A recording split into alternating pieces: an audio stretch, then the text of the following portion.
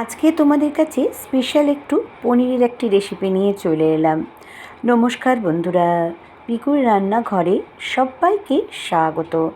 একঘেয়েমি বাড়িতে আর পনির তৈরি না করে আমার মতো একটু স্পেশালভাবে তৈরি করে ফেলো এই পনির রেসিপিটি।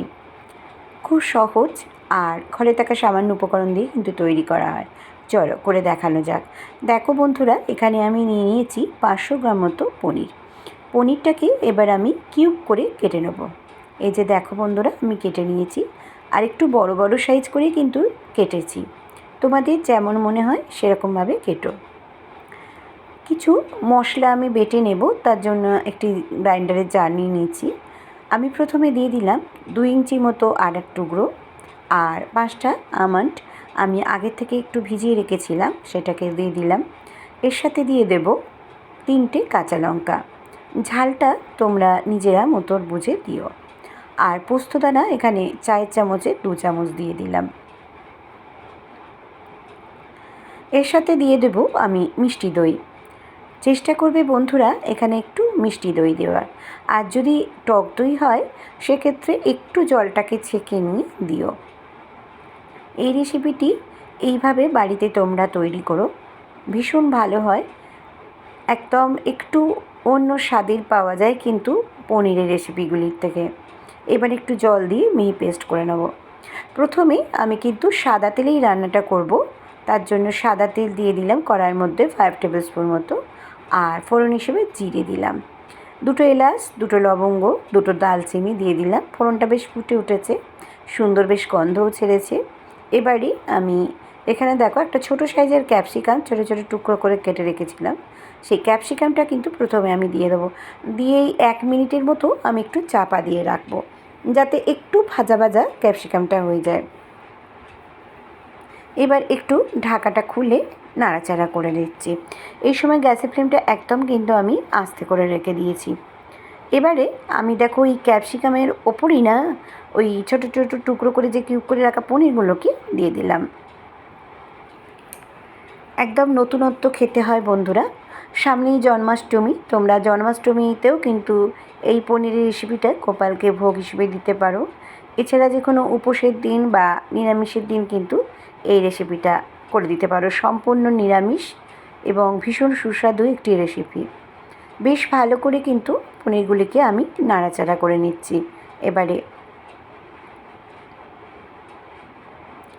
এবার দেখো বন্ধুরা, যে বাটা মশলাটা আমি তৈরি করেছিলাম সেটাকেও দিয়ে দিলাম।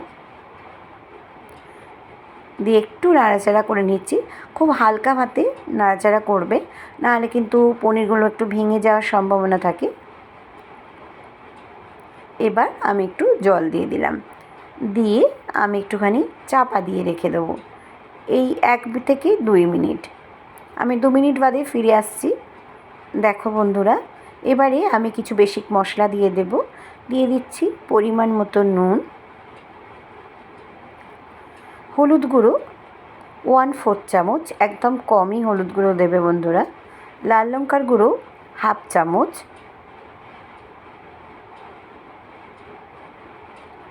আর এখানে দিয়ে দিচ্ছি বন্ধুরা একটু চিনি দেব, এই 1 চামচের মতো, চায়ের চামচে। যেহেতু নিরামিষ রান্না একটু মিষ্টি মিষ্টি হলে ভালো লাগে। ব্যাস এই সামান্য মশলাতেই কিন্তু রান্নাটা হয়ে যাবে। দিয়ে একটু ভালো করে নাড়াচাড়া করে নিচ্ছি। এবারে দেখো বন্ধুরা, আমি কিন্তু কোনো রকম জল দেব না, দুধ দেব। এখানে আমি 1 বাটি দুধ দিয়ে দিলাম। দিয়ে আমি আবারও একটু নাড়াচাড়া করে নেব। আর ঘি দিয়ে দিলাম 1 চামচ। ব্যাস এবার আমি কিন্তু আর কোনো রকম কিছু করব না, গ্যাসের ফ্লেমটা একদম বন্ধ করে দিয়েছি। দিয়ে একটু নাড়াচাড়া করে নিচ্ছি, নিয়ে চাপা দিয়ে স্ট্যান্ডিং টাইম করে রেখে তোমাদের কাছে এর লুকসটা দেখাচ্ছি। 1 মিনিট বাদে আমি ফিরে এলাম। তৈরি করে ফেললাম ক্যাপসিকাম পনির। এই রেসিপিটি তোমাদের কাছে যদি ভালো লেগে থাকে তাহলে সাবস্ক্রাইব, লাইক, শেয়ার করো। নিচে থাকা বেল বাটনটা প্রেস করে দিও, যাতে নতুন নতুন রেসিপি বা ব্লগ তোমাদের কাছে প্রথমেই পৌঁছে যায়। আমার ফেসবুক, ইনস্টাগ্রামে পিকুর রান্নাঘর আছে, চাইলে সেখানেও কিন্তু তোমরা সদস্য হয়ে যেতে পারো। আমি সেদিনকে শ্রাবণ মাসের শেষ সোমবার করেছিলাম, আর রাত্রিরে ডিনারে কিন্তু আমি এই পনিরটা করেছিলাম, তোমাদের কাছে সেটাই শেয়ার করলাম। এবারে এই পনিরটা দিয়ে দিচ্ছি, এর সঙ্গে আলুর তরকারিও করেছিলাম, আর পনিরের তরকারি আর পরোটা, আর তার সাথে মেঘ সুজি করেছিল, সেটাই একটু তোমাদের কাছে আমাদের রাত্রের ডিনার মেনুটা সার্ভ করে দেখাচ্ছি। নতুন বন্ধুদের স্বাগত আমার চ্যানেলে এসে, তারা সাবস্ক্রাইব করে দিলে আমিও তাদের চ্যানেলে চলে যাব। পুরনো বন্ধুদের অনেক অনেক ধন্যবাদ, ভালোবাসা তারা এতদিন ধরে থাকার জন্য। সবাই খুব ভালো থেকো, সুস্থ থেকো। আবারও আমি আসবো নতুন নতুন রেসিপি বা ব্লগের সঙ্গে। এতক্ষণ আমার সঙ্গে থাকার জন্য ধন্যবাদ।